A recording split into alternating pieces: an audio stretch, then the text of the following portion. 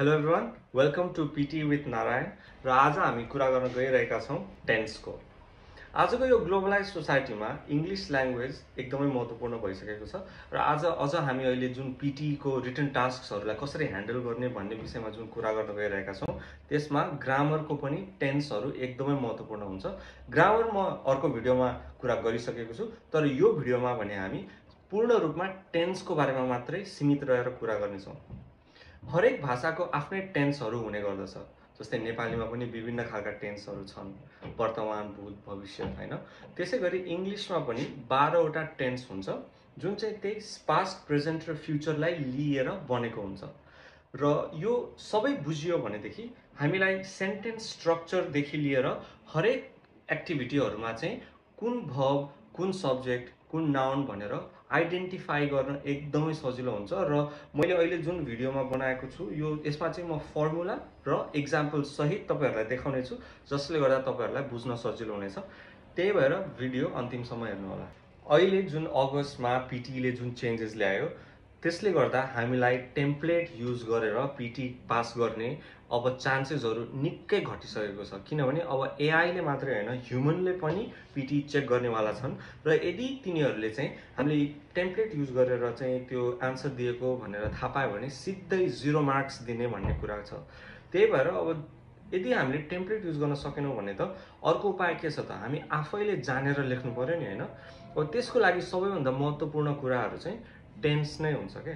तपाईले यदि टेन्सलाई राम्रोसँग बुझ्नु भयो भने तपाईले सेन्टेन्स स्ट्रक्चर मात्रै हैन कि यो सेन्टेन्स पछि अर्को सेन्टेन्स अब के लेख्न सकिन्छ भन्ने पनि नेपालीबाट इंग्लिशमा कन्भर्ट गरेर त्यसलाई लेख्न सक्नुहुनेछ।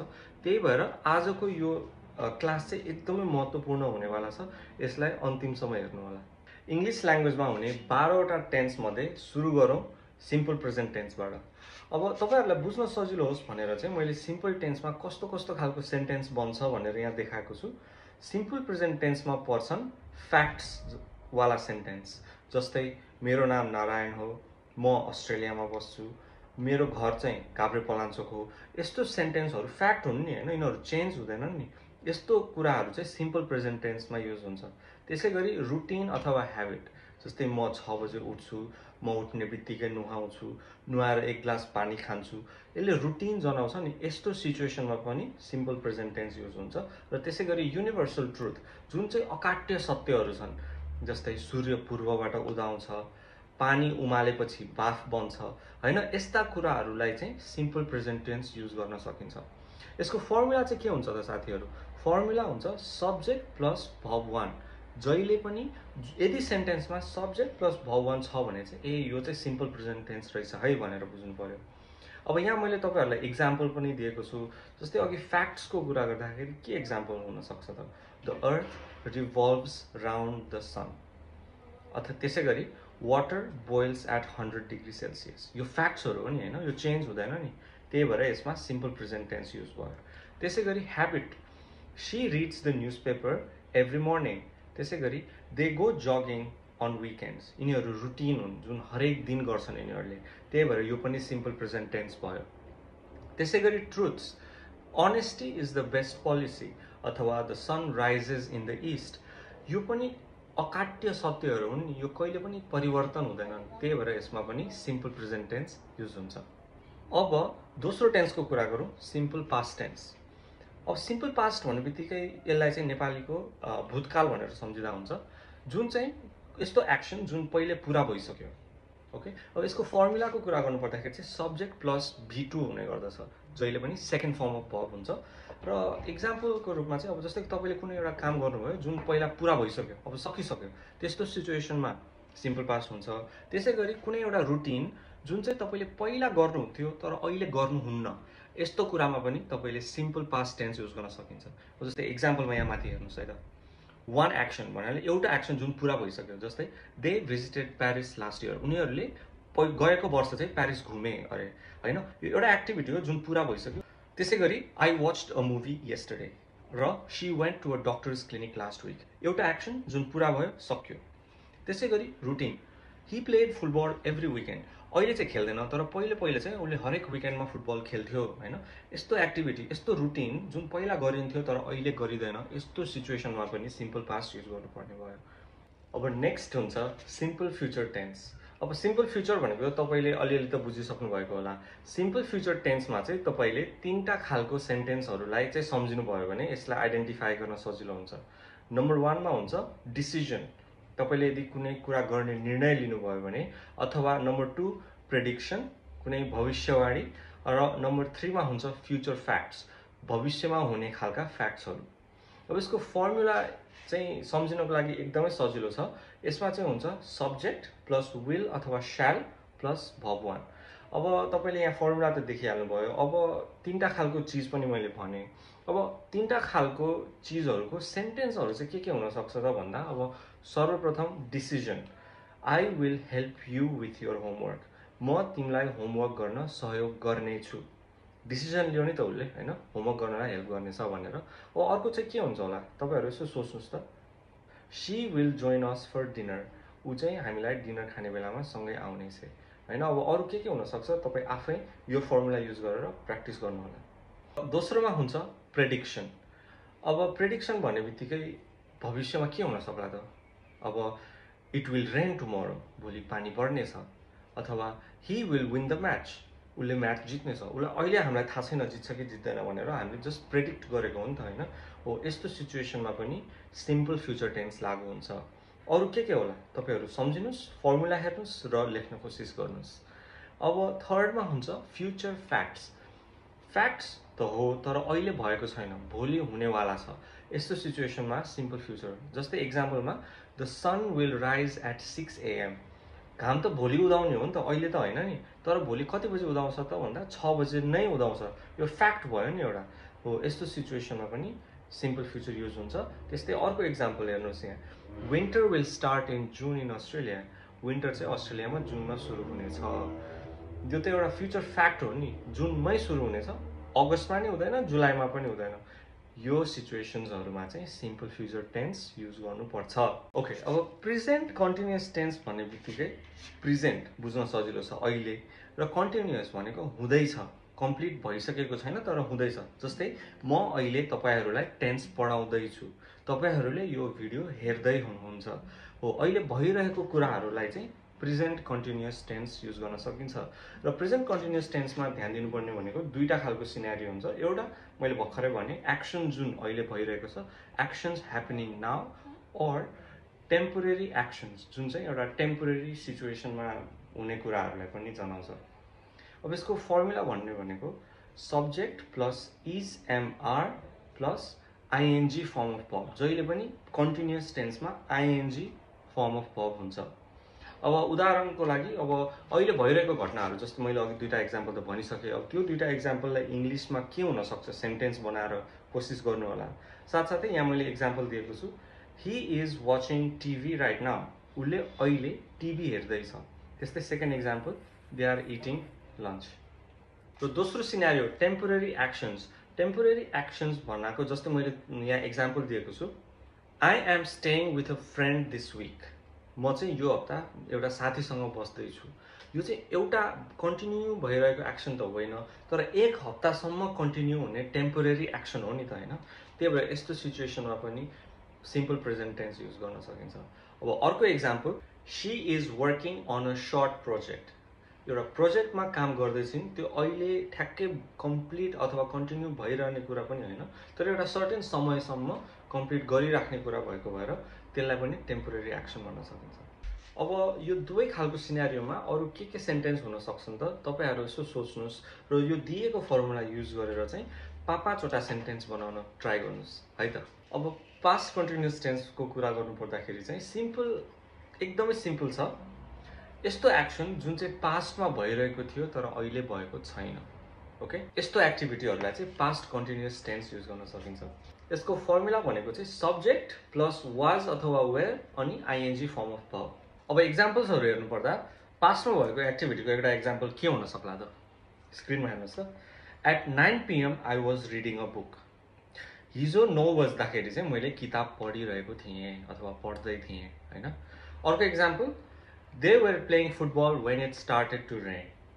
अब यस्तै सिचुएसन जुन पास्टमा भएको थियो र कुनै एउटा एक्टिभिटी कन्टिन्यू भइरहेको थियो, त्यसको 5 वटा एक्जाम्पल लेखेर पढ्नु होला है त। यो फर्मुला युज गर्नुस्, यो एक्जाम्पल हेर्नुस् र त्यस्तै सेन्टेन्स बनाउन कोसिस गर्नुस्। अब कन्टिन्युअस टेन्सको अन्तिम टेन्स फ्युचर कन्टिन्युअस टेन्सको बारेमा कुरा गरौँ।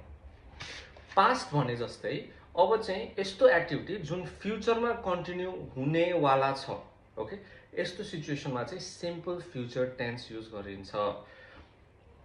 जस्तै यहाँ हामीले राम्रोसँग देख्न सक्छौँ कुनै एउटा अनगोइङ एक्सन जुन चाहिँ फ्युचरको एउटा स्पेसिफिक टाइममा कन्टिन्यू हुनेवाला छ।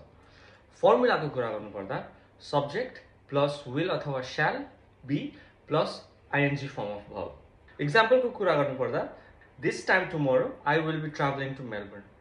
भोलि चाहिँ यो समयमा म मेलबर्न ट्राभल गर्दै गरेको हुनेछु। ट्राभल गर्ने चिज चाहिँ एउटा कन्टिन्युअस एक्सन हो नि त, भन्ने बित्तिकै ट्राभल हुँदैन, एउटा सर्टेन टाइमसम्म ट्राभल गरिन्छ। त्यही भएर चाहिँ यो सिचुएसनमा फ्युचरमा गरिने चिज भएको भएर विल बी ट्राभलिङ आयो। अर्को sentence she will be working late tonight. आज राति चाहिँ उनी लामो ढिलासम्म काम गर्ने छिन् अरे। अब कन्टिन्युअस पनि सक्यो। अब कुरा गरौँ पर्फेक्ट टेन्सहरूको, र पर्फेक्ट टेन्समा पनि सर्वप्रथम प्रेजेन्ट पर्फेक्ट टेन्स। अब पर्फेक्ट भन्ने वर्डलाई चाहिँ अलिकति ध्यान दिएर बुझ्यो भनेदेखि चाहिँ पर्फेक्ट भन्नाले कतिखेर कुनै चिज पर्फेक्ट हुन्छ त जब त्यो पुरा हुन्छ, कम्प्लिट हुन्छ हैन। कम्प्लिट भएको चिज नै पर्फेक्ट हुन्छ। त्यही भएर प्रेजेन्ट पर्फेक्ट टेन्समा चाहिँ यस्तो एक्टिभिटी जुन प्रेजेन्टमा कम्प्लिट भइसकेको छ त्यस्तो कुराहरूमा युज गर्न सकिन्छ। फर्मुलाको कुरा गर्नुपर्दा subject plus has have plus B3 third form of verb लाग्छ है पर्फेक्ट टेन्समा। अब एक्जाम्पल्स के होला त?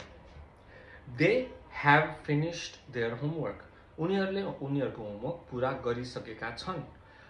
होमवर्क पुरा गर्ने काम पास्टमा भयो, तर अहिले प्रेजेन्टमा बसेर हेर्दाखेरि चाहिँ त्यो काम पुरा भइसकेको देखियो नि त हैन।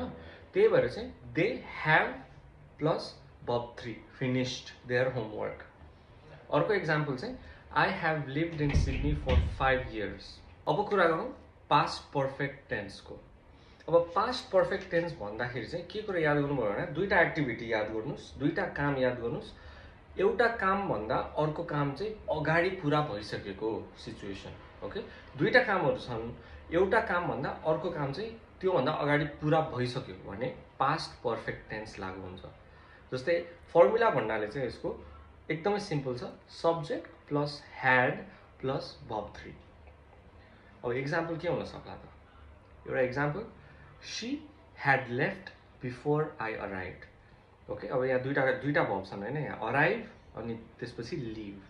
सुरुमा चाहिँ के भयो त? सुरुमा लिभ हुने काम भयो नि त, त्यसपछि म आउने काम भयो। ओके, दुईटै पास्टमा भए। पहिला उनले छोडेर गइन्, त्यसपछि म आइपुगेँ। She had left before I अराइभड।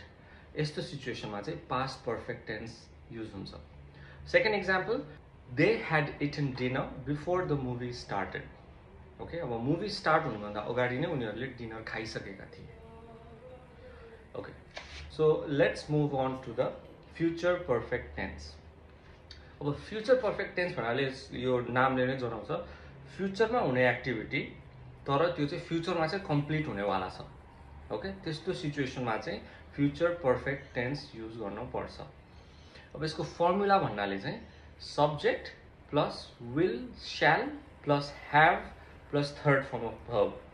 अब विल श्याल चाहिँ फ्युचर भएको भएर र पर्फेक्ट हुने बित्तिकै हैज हैव अथवा ह्याड लागेर थर्ड फर्म अफ भर्ब लागिहाल्छ। अब एक्जाम्पलको कुरा गर्नुपर्दा by 2026 I will have graduated from the university. 2026 मा चाहिँ म युनिभर्सिटीबाट ग्रेजुएट भइसकेको हुनेछु। ओके, किनभने फ्युचरमा हुने एउटा कम्प्लिसन हो, तर त्यो 2026 को पोइन्टमा पुग्दाखेरि चाहिँ त्यो कम्प्लिट भइसकेको हुन्छ नि त हैन। त्यही भएर फ्युचर पर्फेक्ट टेन्स चाहिँ यो सिचुएसनमा लागु हुन्छ। अब अर्को एक्जाम्पल हेर्नु पर्दा she will have completed the project by next week. अर्को हप्तासम्म उसले चाहिँ त्यो आफ्नो प्रोजेक्ट पुरा गरिसकेकै हुनेछ हैन। अरू के हुन सक्छ त यस्तो एक्जाम्पल सेन्टेन्सेसहरू? ओके, अब अन्तिम 3 टेन्सको बारेमा कुरा गर्न जाउँ। पहिलो हुन्छ प्रेजेन्ट पर्फेक्ट कन्टिन्युअस टेन्स। अब तपाईहरूले चाहिँ यदि कन्टिन्युअस टेन्स र पर्फेक्ट टेन्स राम्रोसँग बुझिसक्नु भएको छ भने यो तीनटा भनेको चाहिँ यही दुईटा टेन्सहरूको मिश्रणले बनेको चिज हो। अब प्रेजेन्ट पर्फेक्ट कन्टिन्युअस टेन्सको कुरा गर्नु पर्दाखेरि चाहिँ यो चाहिँ यस्तो खालको एक्सन्सहरू जुन चाहिँ पास्टमा सुरु भयो तर अहिले प्रेजेन्टमा कन्टिन्यू भइरहेका छन्।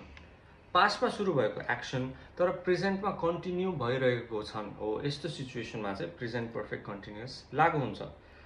फर्मुलाको कुरा गर्नुपर्दा सब्जेक्ट प्लस हैज अथवा have been plus ING form of verb. Perfect कन्टिन्युअसलाई थाहा पाउने एउटै उपाय भनेको हैज हैव बीन अनि आइएनजी फर्म अफ वर्ब आउँछ सँगै। अब एक्जाम्पलको कुरा गर्दा she has been studying for 3 hours. पढ्ने काम सुरु कतिखेर भयो त? 3 घण्टा अगाडि भयो नि, तर अहिले के भइरहेछ त्यो कन्टिन्यू भइरहेको छ हो। यही दुईटा कुरा बुझियो भने यसलाई चाहिँ प्रेजेन्ट पर्फेक्ट कन्टिन्युअस टेन्सको बकेटमा हाल्न मिल्छ। अब अर्को एक्जाम्पल के हुन सक्ला त? They have been practising here since 2019। उनीहरू प्र्याक्टिस कहिलेदेखि सुरु गरे? 2019 मा। अहिले के गरिरहेका छन्? अहिले पनि कन्टिन्यू गरिरहेका छन् नि प्र्याक्टिस गर्ने काम हो। त्यही भएर यो पनि भयो प्रेजेन्ट पर्फेक्ट कन्टिन्युअस। अब कुरा गरौँ पास्ट पर्फेक्ट कन्टिन्युअस टेन्सको। पास्ट पर्फेक्ट कन्टिन्युअस टेन्समा चाहिँ यस्तो एक्टिभिटी जुन अर्को पास्ट इभेन्ट भन्दा अगाडि अनगोइङ भइरहेको छ, यस्तो सिचुएसनमा युज हुन्छ पास्ट पर्फेक्ट कन्टिन्युअस। अब फर्मुला के हुन सक्छ त भन्दा subject plus had been plus ING form of verb. यदि कुनै पनि subject plus had been plus ING form of verb खालको सेन्टेन्सेस देख्नुभयो भने यो हुन्छ पास्ट पर्फेक्ट कन्टिन्युअस टेन्स। अब एक्जाम्पलको कुरा गर्नुपर्दा पहिलो example they have been waiting for 2 hours before the bus came. Bus आयो तर बस आउनुभन्दा अगाडि उनीहरू के गरिरहेका थिए त? 2 घण्टासम्म कुरिरहेका थिए नि होइन हो। त्यही भएर they had been plus ING form of verb आयो नि, अनि बस आउनुभन्दा अगाडिको कुरा पनि भएको छ। त्यही भएर यो चाहिँ पास्ट पर्फेक्ट कन्टिन्युअस टेन्स भयो। ओके, अब अर्को एक्जाम्पल हुन सक्छ she had been practising before the competition started. अरू एक्जाम्पल्स के होला नि त? सेन्टेन्स यो फर्मुला हेर्नुहोस् र सेन्टेन्स बनाउनुहोस्। अब कुरा गरौँ लास्ट टेन्सको। आजको भिडियोको अन्तिम tense future perfect continuous tense. अब फ्युचर पर्फेक्ट कन्टिन्युअस टेन्स भन्ने बित्तिकै यस्तो एक्टिभिटी अथवा यस्तो अनगोइङ एक्सनको बारेमा सोच्नु जुन चाहिँ एउटा फ्युचर टाइमसम्म चाहिँ अनगोइङ हुनेवाला छ। ओके, अनगोइङ एक्सन जुन चाहिँ एउटा फ्युचर पोइन्टसम्म अनगोइङ हुनेवाला छ, यस्तो पोइन्टलाई चाहिँ फ्युचर पर्फेक्ट कन्टिन्युअस टेन्स भनिन्छ। अब फर्मुलाको कुरा गर्नु पर्दाखेरि चाहिँ यसमा हुन्छ subject plus will have been plus ING form of verb. अब एक्जाम्पल हेर्नुहोस् है त। अब यो पहिलो एक्जाम्पलमा चाहिँ by next month she will have been working here for 5 years. हो, अर्को महिनासम्ममा उनले चाहिँ यहाँ काम गरेको 5 वर्ष पुरा हुनेछ अरे। अब अर्को एक्जाम्पलको कुरा गर्नु पर्दाखेरि चाहिँ by 2030 I will have been living in Australia for 10 years. हो, will have been plus ING. यस्तो खालको सेन्टेन्स स्ट्रक्चर आयो भने यो हुन्छ future perfect continuous tense. Okay, आजको भिडियोमा हामीले जति टेन्सको पनि कुरा गऱ्यौँ यो सबै प्र्याक्टिस गर्नु होला। जति सक्दो धेरै टेन्सहरू याद गर्ने र यसलाई सेन्टेन्स स्ट्रक्चरमा आइडेन्टिफाई गर्ने गरियो भने चाहिँ यसमा हामी अझै राम्रो गर्न सक्छौँ। र यस्तै यस्तै खालका भिडियोहरू जसमा चाहिँ हामी पिटी टिप्स ट्रिक्स र स्ट्र्याटेजिजहरूको बारेमा चाहिँ तपाईहरुलाई जान्न मन छ र अझै पिटी पढ्ने इच्छा पनि छ भने तपाईहरु चाहिँ यो च्यानललाई सब्स्क्राइब गर्नु होला र त्यसका साथै मेरा विभिन्न कोर्सेसहरु पनि छन्। त्यसमा इनरोल भएर तपाईहरुले चाहिँ आफ्नो ड्रीम कोर्सलाई चाहिँ अचिभ गर्नु होला। आजको लागि यति नै। Thank you so much for watching.